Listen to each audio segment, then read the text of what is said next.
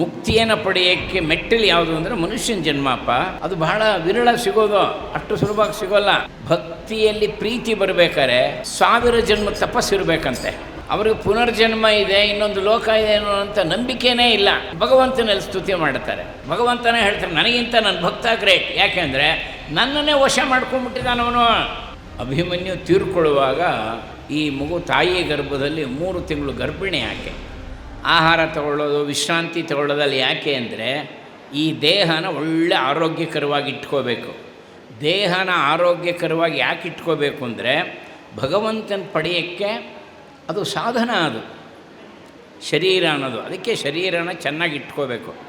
ಬರೀ ಆಹಾರ ತಗೊಳ್ಳೋದೆ, ನಿದ್ರೆ ಮಾಡೋದೆ, ವಿಶ್ರಾಂತಿ ಪಡೆಯೋದೇ ಮನುಷ್ಯನ ಜೀವನ ಅಲ್ಲ. ಸೋಪಾನಭೂತಂ ಮೋಕ್ಷಸ್ಯ ಮಾನುಷ್ಯಂ ಪ್ರಾಪ್ಯ ದುರ್ಲಭಂ. ಗರುಡ ಪುರಾಣ ಶ್ಲೋಕ ಅದು. ನಾರಾಯಣ ದೇವರು ಗರುಡನಿಗೆ ಹೇಳುತ್ತಾರೆ, ಸೋಪಾನ ಅಂದರೆ ಮೆಟ್ಟಿಲು. ಸೋಪಾನಭೂತಂ ಮೋಕ್ಷಸ್ಯ ಮಾನುಷ್ಯಂ ಪ್ರಾಪ್ಯ ದುರ್ಲಭಂ. ಮುಕ್ತಿಯನ್ನು ಪಡೆಯೋಕ್ಕೆ ಮೆಟ್ಟಿಲು ಯಾವುದು ಅಂದರೆ ಮನುಷ್ಯನ ಜನ್ಮಪ್ಪ. ಅದು ಬಹಳ ವಿರಳ ಸಿಗೋದು, ಅಷ್ಟು ಸುಲಭವಾಗಿ ಸಿಗೋಲ್ಲ. ಸಿಕ್ಕಿದಾಗ ತಿರ್ಗಾ ಇನ್ನು ನೀಚ ಯೋನಿಲಿ ಹುಟ್ಟೋ ಥರ ಆಗಬಾರ್ದು. ಸಾಧನೆ ಮಾಡ್ಕೊಂಡ್ಬಿಡ್ಬೇಕು. ಎಲ್ಲೆಲ್ಲ ಅವಕಾಶ ಸಿಗುತ್ತೆ ನಮಗೆ ಮಾಡ್ಕೊಂಡು ಬಿಡಬೇಕು. ಈಗ ನಮ್ಮ ಮನೇಲಿದ್ದಾಗ ಭಗವಂತನ ಸ್ತುತಿ ಮಾಡಲ್ಲ, ಯಾವುದೋ ಟಿ ವಿ ಹಾಕ್ಕೊಂಡು ಕೂತಿರ್ತೀವಿ. ಇಲ್ಲಿ ಒಳ್ಳೆ ಸನ್ನಿಧಾನದಲ್ಲಿ ಬಂದಿದ್ದೀವಿ, ಉತ್ತಮವಾದಂಥ ಆಶ್ರಮದಲ್ಲಿ ಬಂದಿದ್ದೀವಿ. ಭಾಗವತದಲ್ಲಿ ನಾರದರು ಒಂದು ಮಾತು ಹೇಳ್ತಾರೆ, ನೃಣಾಂ ಜನ್ಮ ಸಹಸ್ರೇಣ ಭಕ್ತೌ ಪ್ರೀತಿರ್ಹಿ ಜಾಯತೆ.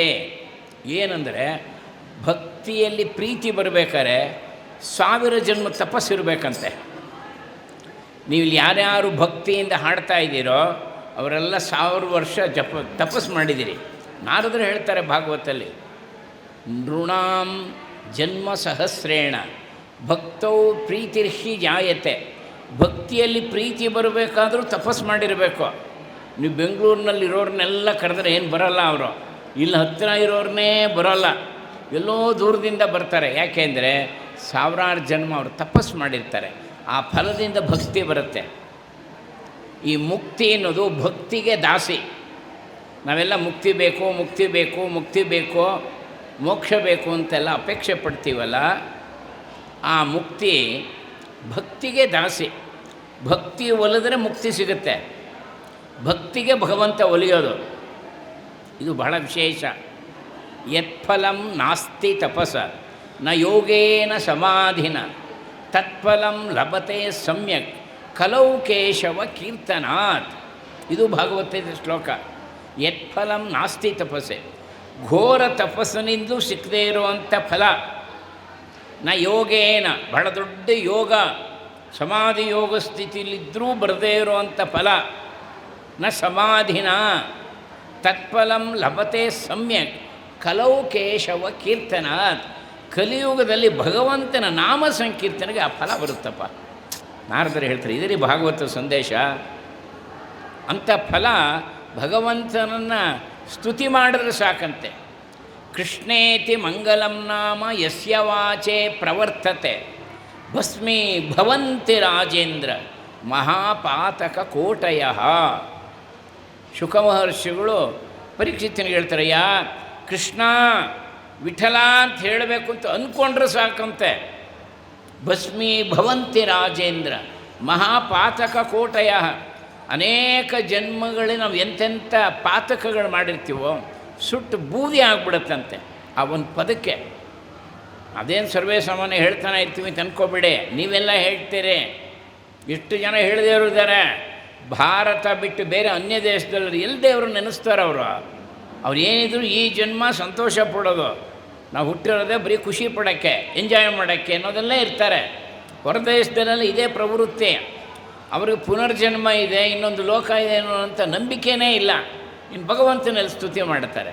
ನೋಡಿ ಈ ಪುಣ್ಯ, ಯಾವ ಜನ್ಮದ ಪುಣ್ಯನೋ. ನಾವೆಲ್ಲ ಇಂಥ ಆಶ್ರಮದ ಹತ್ರಕ್ಕೆ ಬಂದಿದ್ದೀವಿ, 1000 ಮೈಲಿಗಳು ಹೋಗ್ತೀವಿ, ಎಲ್ಲೆಲ್ಲೋ ಪುಣ್ಯಕ್ಷೇತ್ರ ಅಂತೆಲ್ಲ ಹೋಗ್ತೀವಿ. ಹೋಗಬಾರ್ದು ಅಂತಲ್ಲ, ಆದರೆ ಒಂದು ಅರ್ಧ ಇಂಚು ಒಳಗಡೆ ಇಲ್ಲೇ ಭಗವಂತ ಇದ್ದಾನೆ, ಇಲ್ಲಿ ಹೋಗೋದೇ ಇಲ್ಲ ನಾವು.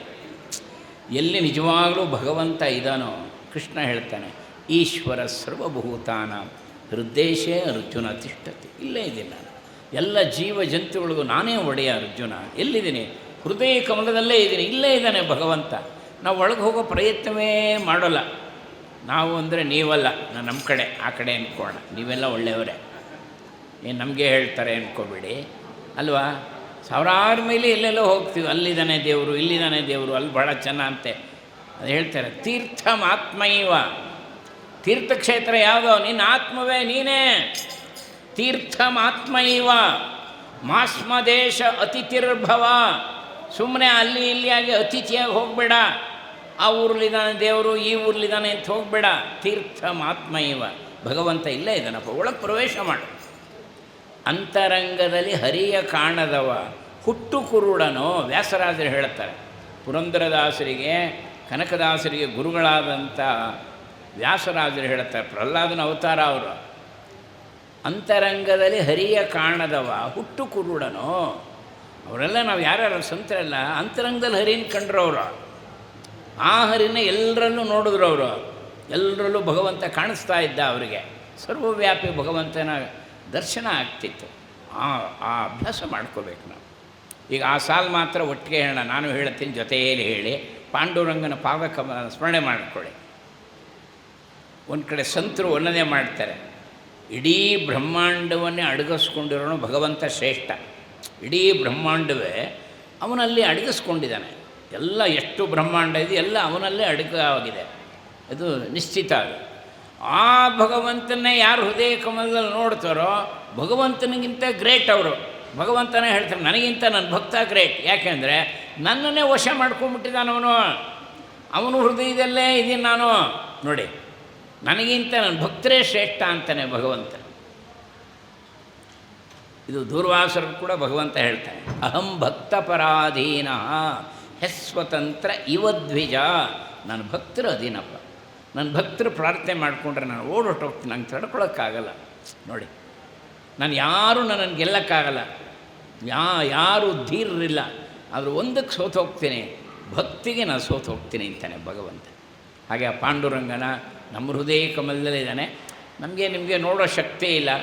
ಯಾರು ನೋಡಿದ್ದಾರೆ ಅವ್ರಿಗೆ ನಮಸ್ಕಾರ ಮಾಡ್ತೀವಿ, ಸ್ಮರಣೆ ಅಂತೂ ಮಾಡ್ಕೊಳ್ಳೋಣ. ಎಲ್ಲ ಒಂದು ಸಲ 3 ಸಲ ಆ ಸಾಲು ಹೇಳೋಣ. ಪಂಡರಾಪುರದೋಳು ಪಾಂಡುರಂಗ, ಉಡುಪಿಯ ಕೃಷ್ಣ ಪಾಂಡುರಂಗ. ಪಂಡರಾಪುರದೋಳು ಪಾಂಡುರಂಗ, ಉಡುಪಿಯ ಕೃಷ್ಣ ಪಾಂಡುರಂಗ. ಪಂಡರಾಪುರದೋಳು ಪಾಂಡುರಂಗ, ಉಡುಪಿಯ ಕೃಷ್ಣ ಪಾಂಡುರಂಗ. ಲಕ್ಷ್ಮೀರಮಣ ಗೋವಿಂದ ಗೋವಿಂದ. ಭಾಗವತದಲ್ಲಿ 1-2 ಶ್ಲೋಕಗಳನ್ನು ಇವತ್ತು ನಾವು ಶ್ರವಣೆ ಮಾಡೋಣ. ಭಾಗವತ ಇವಾಗ ನಿಜವಾಗಲೂ ಕೂಡ ಶುಕ ಮಹರ್ಷಿಗಳು ಸಾಕ್ಷಾತ್ ಪರಮೇಶ್ವರನೇ ಶುಕನಾಗಿ ಅವತಾರ ಮಾಡಿದ್ದಾರೆ. ಪರಮೇಶ್ವರನ ಮಹರುದ್ರದೇವರ ಅವತಾರವೇ ಶುಕ ಮಹರ್ಷಿಗಳು. ಈ ಪರೀಕ್ಷಿತ ಅಭಿಮನ್ಯುವಿನ ಪುತ್ರ. ಅಭಿಮನ್ಯು ತೀರ್ಕೊಳ್ಳುವಾಗ ಈ ಮಗು ತಾಯಿಯ ಗರ್ಭದಲ್ಲಿ 3 ತಿಂಗಳು ಗರ್ಭಿಣಿ ಆಕೆ. ಅಭಿಮನ್ಯುವಿನ ಪತ್ನಿ 3 ತಿಂಗಳ ಗರ್ಭಿಣಿ. ಅಭಿಮನ್ಯು ತೀರ್ಕೊಂಡ ಮೇಲೆ ಸುಮಾರು 6 ತಿಂಗಳು ಆದಮೇಲೆ ಇವನ ಜನನ ಆಗುತ್ತೆ. ಒಳ್ಳೆ ಸಾತ್ವಿಕನೇ. ಸುಮಾರು 60 ವರ್ಷ ಅದ್ಭುತವಾಗಿ ರಾಜ್ಯಭಾರ ಚೆನ್ನಾಗಿ ಮಾಡ್ತಾನೆ ಪರೀಕ್ಷಿತ ಮಹಾರಾಜ. ತುಂಬ ಅದ್ಭುತ ಮಾಡ್ತಾನೆ. ಯಾವುದೋ ಒಂದು ಸಂದರ್ಭದಲ್ಲಿ ನೋಡಿ, ಅದಕ್ಕೆ ಕಾಲ ಪ್ರಚೋದಿತ ಅಂತ, ಕಾಲವನ್ನೊಂದ್ಸಲಿ ಪ್ರಚೋದನೆ ಮಾಡಿಬಿಡುತ್ತೆ. ಹಾಗೆ